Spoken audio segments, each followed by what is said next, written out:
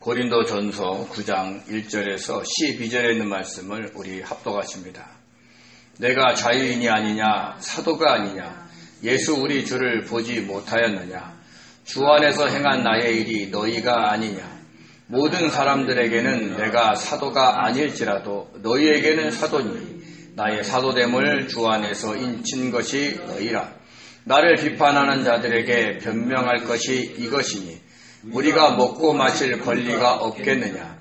우리가 다른 사도들과 주의 형제들과 게와와 같이 믿음에 자매된 아내를 데리고 다닐 권리가 없겠느냐.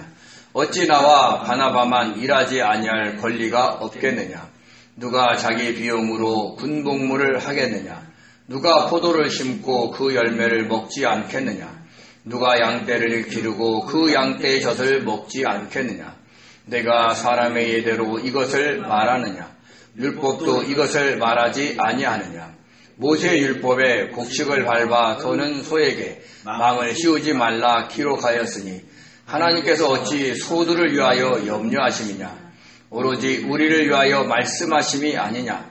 과연 우리를 위하여 기록된 것이니 밭가는 자는 소망을 가지고 갈며 곡식을 터는 자는 함께 얻을 소망을 가지고 터는 것이라. 우리가 너에게 신령한 것을 뿌렸은즉 너희의 육적인 것을 거두기로 가하다 하겠느냐. 다른 이들도 너희에게 이런 권리를 가졌거든 하물며 우리일까 보냐. 그러나 우리가 이 권리를 쓰지 아니하고 범사에 참는 것은 그리스도의 복음에 아무 장애가 없게 하려 함이로다. 아멘. 기도합니다. 은혜로우신 하나님, 하나님의 귀한 생명의 말씀이 선포됩니다. 아버지께서 모든 어둠을 물리쳐 주시고 우리 성도님의 심령을 새롭게 하여 주옵소서. 감사하며 예수님의 이름으로 기도드립니다. 아멘. 아멘.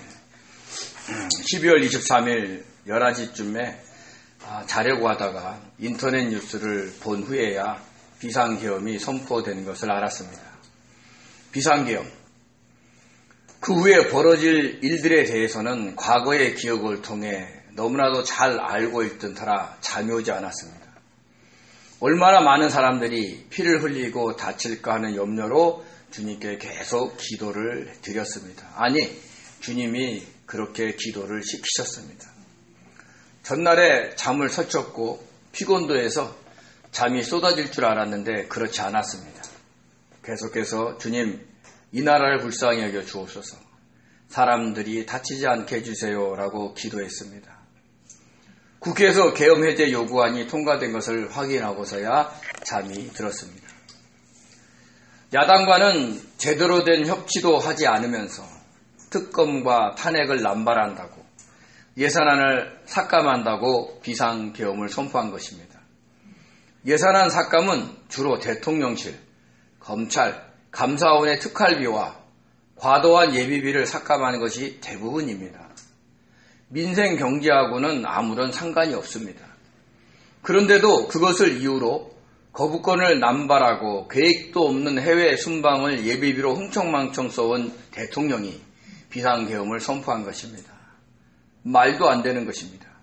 많은 사람들이 미쳤다고 원성을 높였습니다. 저도 그렇다고 생각합니다. 그렇지만 주님께서 이 나라를 사랑하시고 불쌍히 여기셔서 비상계엄이 실패로 끝나게 해주셨습니다. 주님 감사합니다. 수많은 사람들이 피를 흘리지 않게 해주셔서 정말 감사드립니다. 그런데 안타깝게도 어제 탄핵이 부결됐습니다. 얼마나 많은 사람이 울어야 할지, 얼마나 많은 사람들이 거리에 나서야 할지, 또 어떤 일이 벌어질지 아무도 알 수가 없습니다. 정말 참담하기가 그지없습니다. 나라를 위해서 저와 여러분이 좀 더 많이 기도해야 합니다. 열심히 기도해 주시기를 간절히 바랍니다.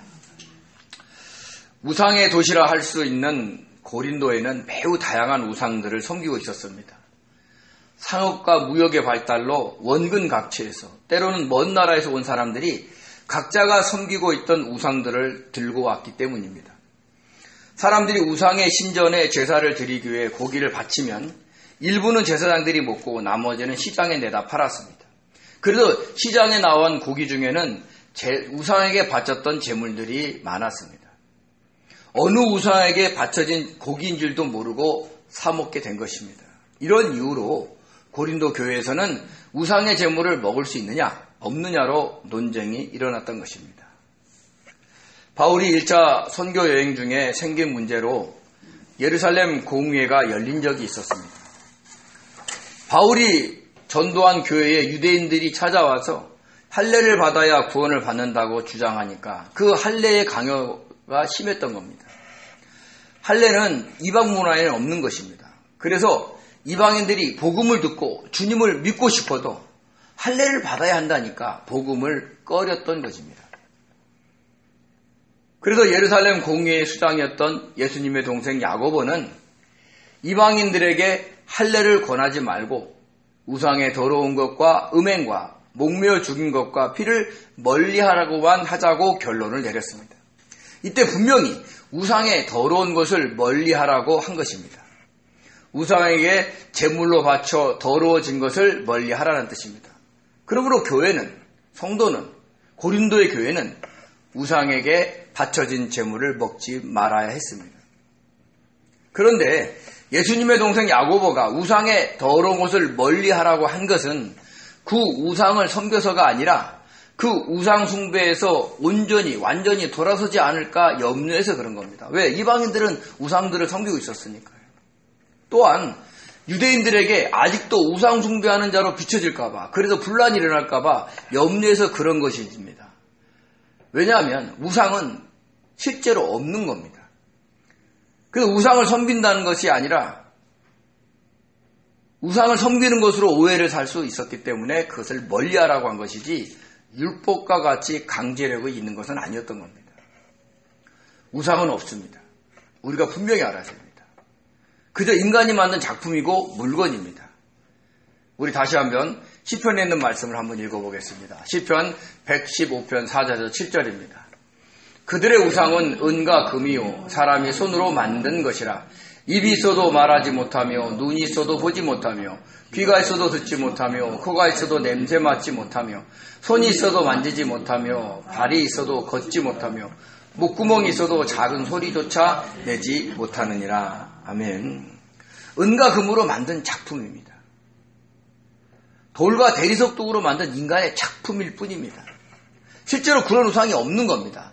바알 신이 있는 게 아니라 아세라 신이 있는 게 아닙니다. 제우스 신, 아폴로 신, 아프로디테 신이 있는 게 아니라 그냥 인간이 만들어낸 겁니다. 단지 사탄과 그 무리들인 귀신들이 그 우상을 통해서 섬김을 받는 것입니다. 그러므로 이방인들이 아무리 우상 숭배를 위해서 제물을 바쳐도 실체가 없는 허수아비 때문에 그 제물을 먹어도 되는 것입니다. 그 우상이 받아먹고 다시 인간에게 하사한 제물이 아니기 때문입니다. 우리 옛날에 조상들한테 제사 지내면 어떡합니까? 식사하시라고 나가잖아요. 우리가 좀 쳐다보면 어때요? 근데 보지 말라고 나가서 문을 닫습니다. 그리고는 또 그 조상이 먹고 남겨진 음식이라고 그 음식을 먹었습니다. 똑같은 거예요. 조상이 옵니까? 안 와요. 그냥 인간이 그냥 조상을 잘 섬기려고 하는 그런 관습에 있을 뿐인 겁니다. 오직 참신은 하나님 한 분밖에 없습니다. 이런 하나님에 대한 지식이 있는 자는 아무 꺼리낌 없이 우상의 제물을 먹었습니다. 우상의 제물에 관한 믿음이 강한 성도인 것이죠. 그렇지만 아직도 우상의 존재를 믿는 사람, 왜요? 이방인이었다가 전도가 됐기 때문에, 그리고 존재가 없다는 것을 알면서도 확신을 하지 못하는 사람들은 우상의 제물에 관한 믿음이 약한 성도들이었습니다. 그래서 하나님에 대한 확고한 지식이 있고 믿음이 강한 성도들은 누구의 눈치도 보지 않고 고기를 먹었습니다.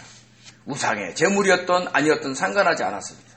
그런데 믿음이 약한 성도들이 그 모습을 보고 자신도 용기를 내서 우상의 제물을 먹었다가 혹시 그 우상의 영향을 받을까 염려하면 그 양심이 약해지고 더러워졌던 겁니다. 양심이 약해지고 더러워졌다는 것은 그 우상이 자신에게 어떤 유해를 가하지 않나, 아니면 어떤 큰 복을 주지 않을까라는 생각을 하는 것입니다. 그러다가 그 성도가 주님을 떠나 다시 그 신을 믿게 된다면, 그래서 한 영혼을 잃어버리게 된다면 그건 어떻게 하겠냐는 거예요. 그래서 사도 바울은 그런 것을 막기 위해서 이렇게까지도 얘기를 했습니다. 우리 고린도전서 8장 13절입니다. 같이 한번 읽어볼까요? 그러므로 만일 음식이 내 형제를 실족하게 한다면 나는 영원히 고기를 먹지 아니하여 내 형제를 실족하지 않게 하리라. 아멘, 아멘. 제 주변에는 제가 고기를 먹는다고 실족한 사람이 없었으면 좋겠습니다. 네, 제가 고기를 좋아하기 때문에 저는 영원히 못 먹진 않습니다. 근데 바울은 그랬다는 거예요. 그러니까 자신이 고기를 먹는 일로 어떤 형제가 실족할 수 있다면 영원히 고기를 안 먹겠다라고 했습니다. 음식, 고기 다 하나님이 창조한 것이기 때문에 아무 꺼리낌 없이 먹을 수 있는 자유와 권리가 있지만 누군가가 실족할 수 있다면 그 자유와 권리를 내려놓겠다라는 것입니다.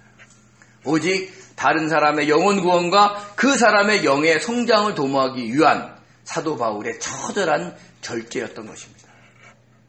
이런 절제가 저와 여러분에게도 있어야 합니다. 성도인 우리 삶의 목적이 뭡니까?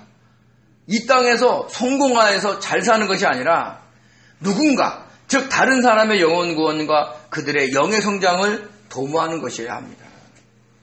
손해보는 일이 있더라도, 수모를 당하는 일이 있더라도, 곤란한 상황에 처해지더라도 다른 사람의 영혼 구원과 영의 성장을 위해서는 감수할 줄 알아야 합니다. 이렇게 성도로서 누릴 수 있는 자유와 권리가 있지만 바울은 고린도 교회 성도들의 영혼 구원과 영의 성장을 위해 고기를 먹는 일뿐 아니라 다른 자유와 권리까지도 포기한 것을 이어서 쭉 설명을 합니다. 그게 9장 이후에 나오는 겁니다. 우리 고린도전서 9장 1절에서 2절을 같이 읽겠습니다. 내가 자유인이 아니냐, 사도가 아니냐, 예수 우리 주를 보지 못하였느냐, 주 안에서 행한 나의 일이 너희가 아니냐, 다른 사람에게는 내가 사도가 아닐지라도 너희에게는 사도이니 나의 사도됨을 주 안에서 인친 것이 너희라. 아멘. 먼저 바울은 자신이 사도임을 역설했습니다. 왜냐하면 다른 사람들이 바울을 사도가 아니라고 모함을 했기 때문입니다. 사도, 아포스톨로스, 보내심을 받은 자라는 뜻입니다.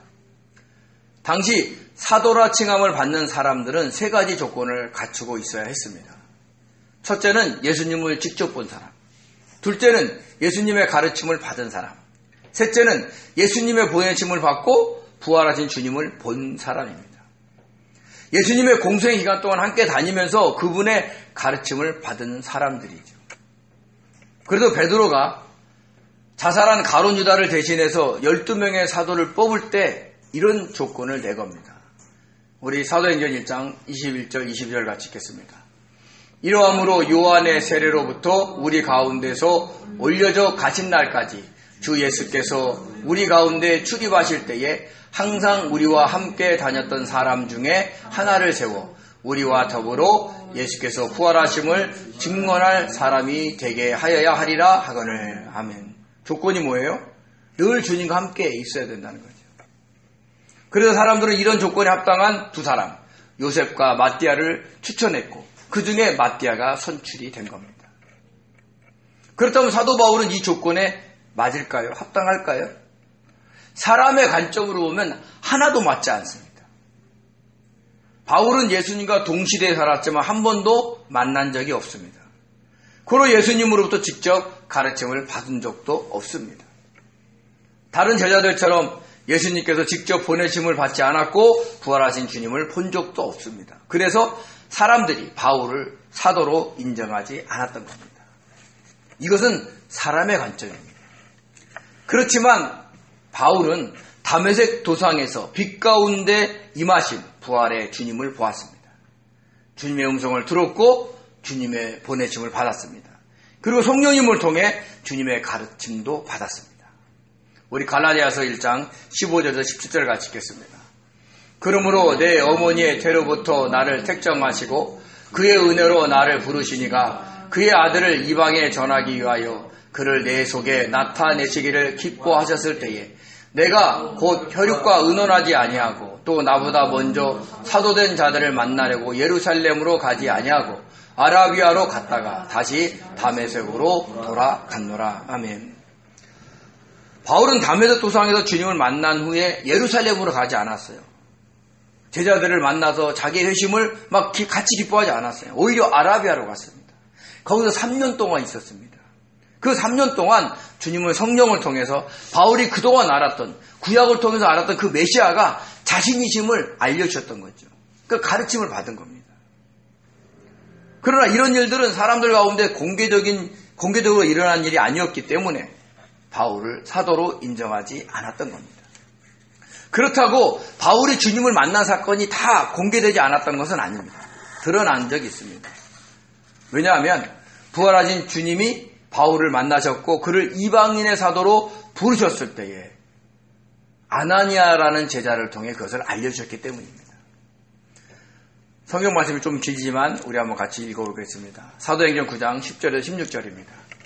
그때에 다메섹에 아나니아라 하는 제자가 있더니 주께서 환상 중에 불러 이르시되 아나니아야 하시거늘 대답하되 주여 내가 여기 있나이다 하니 주께서 이르시되 일어나 집가라 하는 거리로 가서 유다의 집에서 5 사람 사울이라 하는 사람을 찾으라. 그가 기도하는 중이니라. 그가 아나니아라 하는 사람이 들어와서 자기에게 안수하여 다시 보게 하는 것을 보았느니라 하시거늘 아나니아가 대답하되 주여 이 사람에 대하여 내가 여러 사람에게 듣사온즉 그가 예루살렘에서 주의 성도에게 적지 않은 해를 끼쳤다 하더니 여기서도 주의 이름을 부르는 모든 사람을 결박할 권한을 대제사장들에게서 받았나이다 하거늘 주께서 이르시되 가라 이 사람은 내 이름을 이방인과 임금들과 이스라엘 자손들에게 전하기 위하여 택한 나의 그릇이라. 그가 내 이름을 위하여 얼마나 고난을 받아야 할 것을 내가 그에게 보이리라 하시니. 아멘. 아멘. 주님께서 환상 중에 나타나셔서 아나니아라 하여금 눈이 멀어 있는 바울에게 찾아가 안수하여 주라고 명령하셨다 하신 말씀입니다. 바울이 주님의 이름을 이방인과 임금들과 이스라엘 자손들에게 전하기 위한 주님의 그릇이라는 겁니다. 그리고 아나니아가 바울을 찾아가서 안수할 때 그가 다시 보게 되었고 바울은 예루살렘으로 바로 가지 않고 아라비아로 가서 성령을 통한 가르침을 받았던 겁니다. 그러니까 신앙의 관점에서 보면 사도 바울은 사도로서의 모든 요건을 갖춘 겁니다. 그렇다고 이 모든 일들이 그 자기의 개인의 신앙 체험으로 끝난 것이 아닙니다. 많은 사람들이 주님께서 바울을 만나셨을 것을 알았다는 것이죠. 왜냐? 주님이 바울을 만난 사건에 아나니아라는 제자가 등장을 했기 때문입니다. 왜 하나님이 굳이 아나니아 제자를 썼을까요? 그냥 빛 대신 주님이 만나서 거기서 안수해주고 낫게 해줬으면 되는데. 근데 그런 기적을 아나니아라는 제자를 통해 일어났던 것은 그 일이 퍼져나기를 원하셨다는 거죠. 제가 어떤 사람을 막 기도했는데 치유가 됐어. 그러면 제 입이 가벼워서 간질간질해서 가만히 있겠습니까? 어디 가서 막 간증하겠죠. 주님께서 이렇게 역사하셨다고. 아나니아가 그 놀라운 일을 한 번만 얘기를 했겠냐고요. 막 자기가 기도했는데 바울의 눈에 덮여있던 비닐이 싹 갇히면서 다시 보는 역사를 봤는데 가만히 놔뒀겠냐는 거예요. 아나니아가 여러 번 간증을 했을 겁니다. 그래서 많은 사람들이 이미 바울이 부활하신 주님을 만났다는 사실을 알았을 겁니다. 그런데도 사람들은 바울이 복음을 너무 잘 전하니까, 그래도 결과가 많이 나타나니까 시기하여 끊임없이 바울이 사도가 아니라고 주장하며 괴롭혔던 겁니다. 고린도 교회 안에서도 그런 주장을 했던 사람들이 있었던 것 같습니다.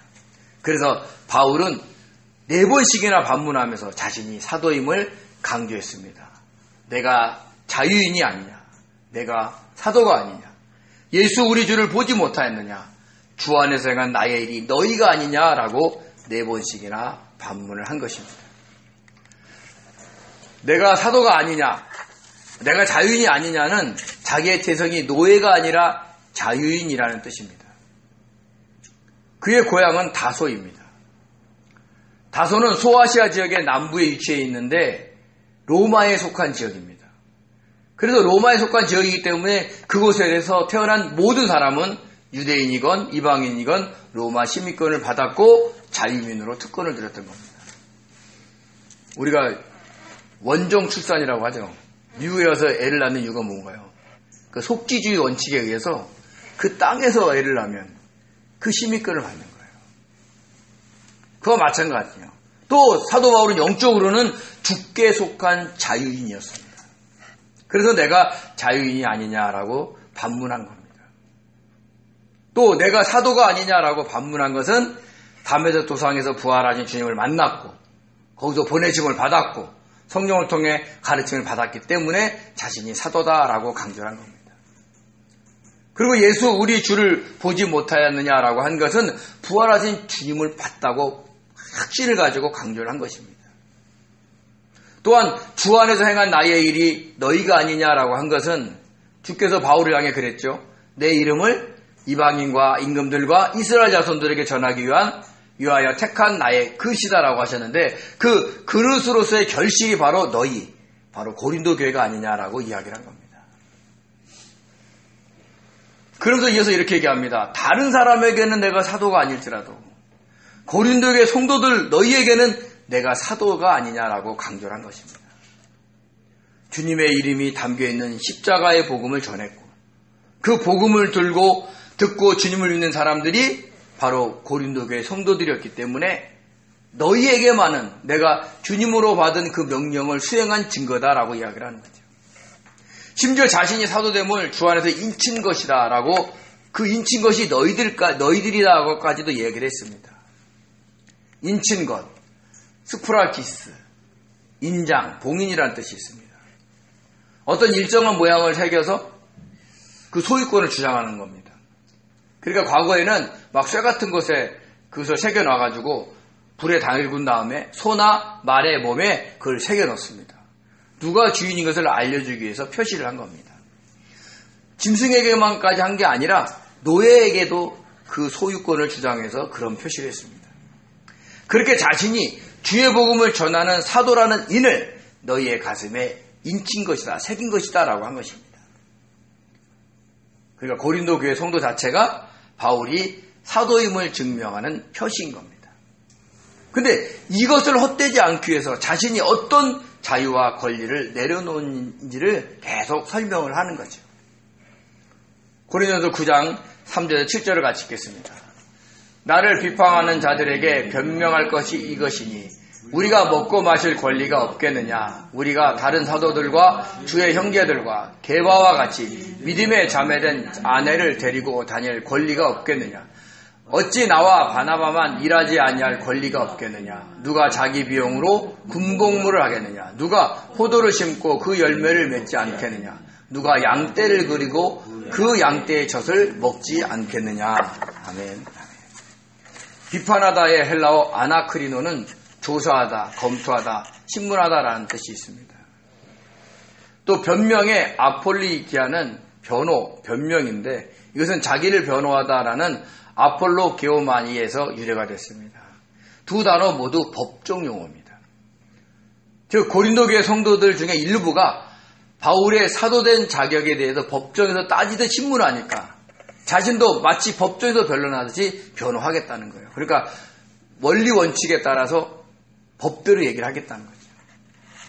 그래서 먼저 사도 바울은 사람의 예를 들어서 자신이 가지고 있는 자유와 권리를 강조했습니다.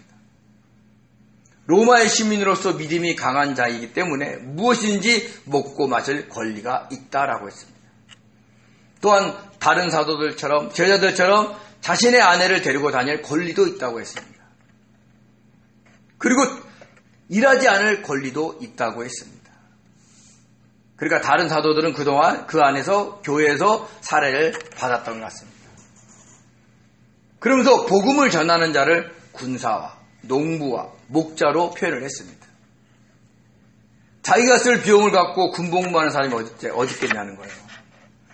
군인으로 소집이 됐는데 입고 먹을 것을 싸들고 사는 게 어디 있어요. 다 국가가 먹여주고 재워주는 거 아니겠습니까? 만약에 지금 군대 갈 때 그걸 싸가라 그러면 얼마를 싸가야 되겠어요? 몇 트럭을 싸갖고 가야 돼요. 그렇듯 교회에서 그 사역자의 생활을 책임져 주어야 한다라는 겁니다. 농부가 자신이 가꾼 포도나무에 열린 열매를 먹지 않겠느냐라고 됐습니다.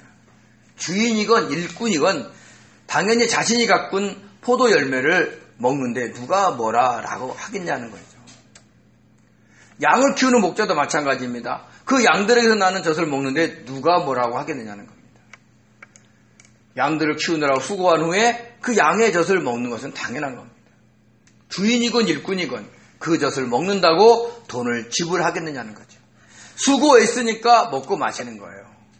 그런데 사도 바울과 바나바 그리고 다른 일행들은 복음과 교회를 위해서 이런 자유와 권리를 내려놓았다는 것입니다. 이런 자유와 권리는 사람에 의해서만 이렇게 찾을 수 있는 게 아니라 구약의 율법에서도 있었습니다. 우리 8절에서 10절을 같이 읽겠습니다.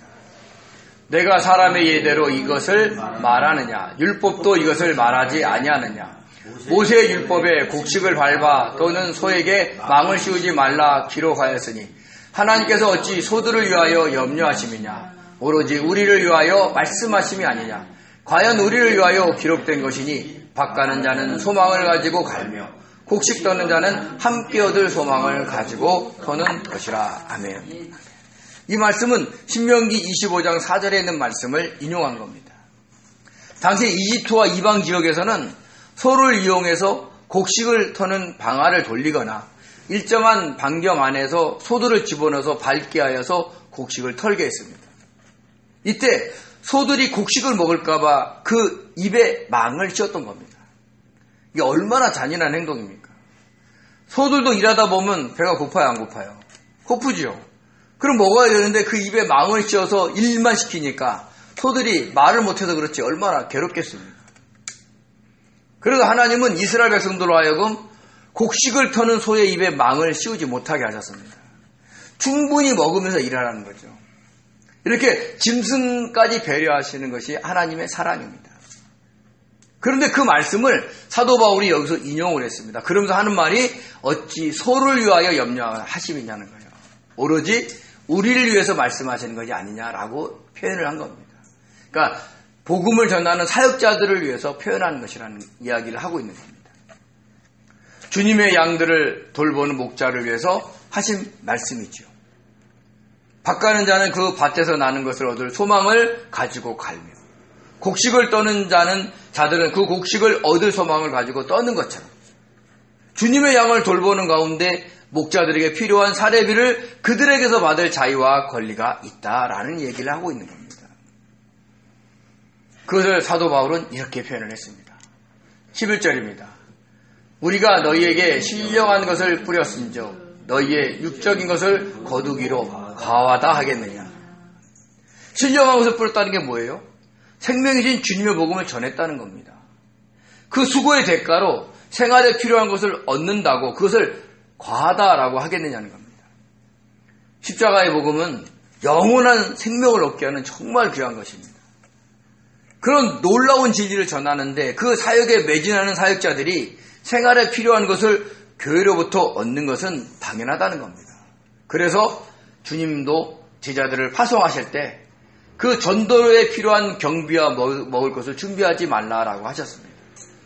우리 마태복음 10장 9절에서 10절을 같이 읽겠습니다.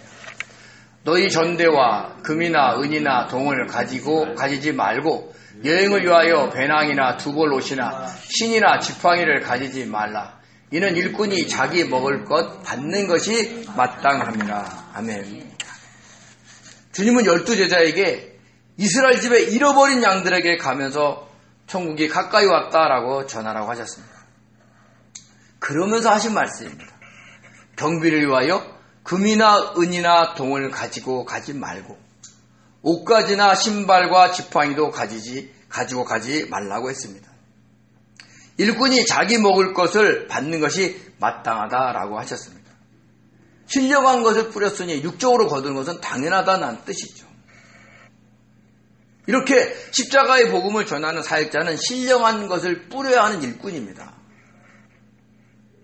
그런데 안타깝게도 사역자 중에는 이 십자가의 복음을 전하지 않고 세상에 대한 얘기를 하고 또 오히려 육적인 것을 뿌리는 사람들도 있습니다. 전하는 말씀의 결론이 예수를 잘 믿으면 이 땅에서 잘 된다는 거예요.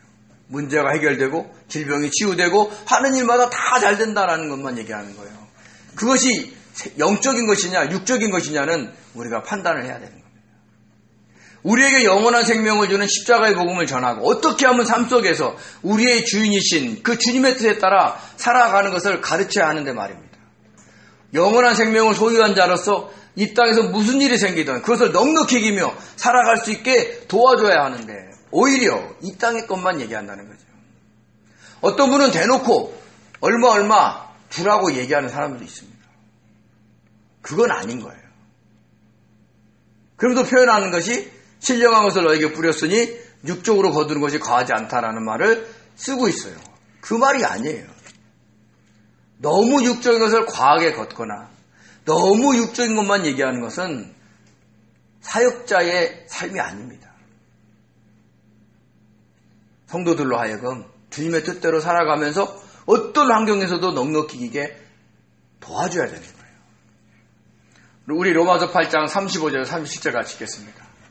누가 우리를 그리스도의 사랑에서 끊으리요? 환난이나 곤고나 박해나 비근이나 적신이나 위험이나 칼이랴. 기록된 바 우리가 종일 주를 위하여 죽임을 당하게 되며 도살당하는 양같이 여김을 받았나이다 함과 같으니라. 그러나 이 모든 일에 우리를 사랑하시는 이로 말미암아 우리가 넉넉히 이기느니라. 아멘.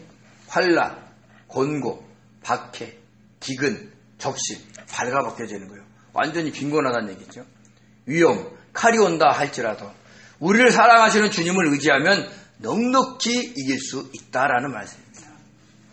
여기서 사도 바울은 이 세상의 부귀와 장수와 영광을 언급하지 않았습니다. 왜냐? 이 세상에서 주님을 제대로 믿는다면 사탄과 그 무리들이 가만히 두지 않을 것이기 때문입니다.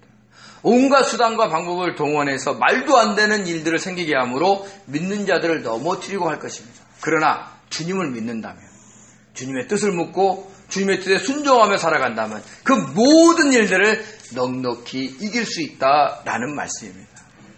이렇듯 신령한 것을 전하는 사역자들은 주님을 잘 믿고 주님의 뜻대로 살아가야 한다는 것을 가르쳐야 합니다. 성도들의 영혼 구원을 온전하게 하고 그들의 영의 성장을 도모해야 합니다. 그래서 사도 바울은 자신에게 주어진 자유와 권리를 내려놓는다라고 했습니다. 우리 12절을 같이 한번 읽겠습니다. 다른 이들도 너희에게 이런 권리를 가졌거든 하물며 우리일까 보냐. 그러나 우리가 이 권리를 쓰지 아니하고 범사에 참는 것은 그리스도의 복음에 아무 장애가 없게 하려 함이로다. 아멘. 다른 사역자들도 신령한 것을 뿌리고 육적인 것을 거둘 권리가 있는데 우리일까 보냐는 거예요. 왜 그랬을까요? 고린도 교회는 특별해요. 바울이 직접 개척하고 1년 6개월 동안 머물면서 키워놓은 교회인 거죠. 바울과 바나바, 브리스과 길로와 아굴라, 실라와 디모데는 누구보다도 복음을 전하고 교회를 세우는데 앞장을 섰던 인물들입니다. 당연히 누릴 수 있는 자유와 권리가 있죠. 어쩌면 다른 사역자들보다 더 많이 받아야 될지도 모릅니다. 그렇지만 그 자유와 권리를 쓰지 않고 범사에 참는다라고 이야기를 했습니다. 참다의 헬라어 스테고는 덮다, 제지하다, 참다라는 뜻이 있고요. 장애의 헬라어 엔코페는 방해, 방해물, 장애물이라는 뜻이 있습니다. 그러니까 자유와 권리를 덮고 쓰지 않는다는 것이고 그리고 그리스도의 복음에 장애가 되지 않게 하려는 거죠. 여기서 장애의 엔코페는요, 적을 막기 위해 길거리에 파놓은 도랑을 얘기를 합니다. 우리가 보통 적들이 공격 올 때 어떻게 돼요? 성 주변에는 해자를 파요. 못 넘어오게 물을 가둔다든지 그런 거나 마찬가지죠. 자신의 자유와 권리가 그리스도의 복음을 성도들에게 전하는 길목에 파놓은 도랑이 되지 않기 위하여 그것들을 내려놓고 그 자유와 권리를 쓰지 않겠다라는 뜻입니다. 요즘 많은 기독교 신자들의 언행으로 이런 장애물이 얼마나 많습니까? 목회자와 성도들의 부도덕한 언행으로 인해 오히려 복음이 전해지지 않는 경우가 얼마나 많습니까? 복음이 전해지는 길목에 도랑을 파도 너무 깊게, 너무 넓게 파놓지는 않습니까? 저와 여러분의 일상에 살면서도 이런 장애물, 도랑을 사람들 주변에 파놓지 않나 한번 돌아봐야 됩니다. 사도 바울이나 우리에게나 무엇이 중요합니까?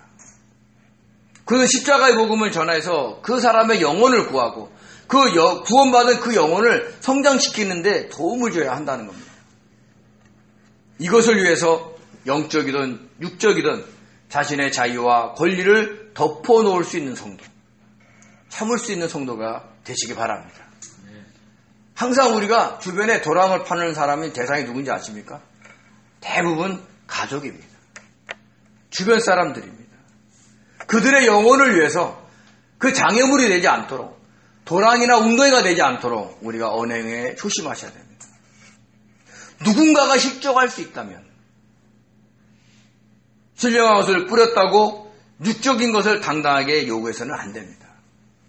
그러면 주님께서 우리를 통해 복음을 전하시고 하실 때 그것을 방해하는 도랑이나 웅덩이가 될 수 있다는 것을 잊지 마시기 바랍니다.